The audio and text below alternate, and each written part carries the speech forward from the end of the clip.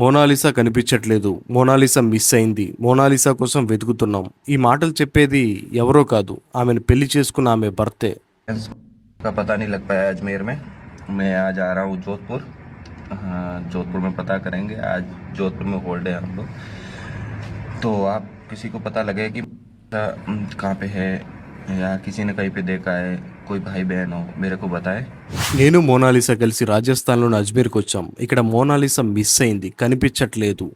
And ఇప్పుడు నేను మోనాలిసాను వెతకడానికి జోధ్పూర్కి వచ్చాను, వెతుకుతున్నాను, ఇక్కడ కూడా కనిపించట్లేదు. మీకెవరికైనా కనిపిస్తే నాకు మెసేజ్ చేయండి అని చెప్పి ఫర్మాన్ ఖాన్ రిలీజ్ చేసిన వీడియో ఏదైతే ఉందో అది ఇప్పుడు బాగా వైరల్ అయ్యింది. అసలు మోనాలిసా కనిపించకుండా పోవడం ఏంటి, అదృశ్యం అవ్వడం ఏంటి?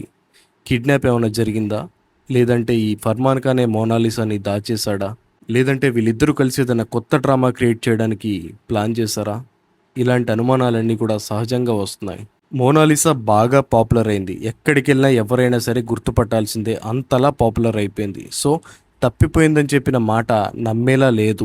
మోనాలిసా తల్లిదండ్రులు కూడా ఈ ఫర్మాన్ ఖాన్ మీద అనుమానపడుతున్నారు. మా కుమార్తెను ఏదో చేసుంటాడు, మీరు చర్యలు తీసుకోండి అని చెప్పి గవర్నమెంట్ను వేడుకుంటున్నారు.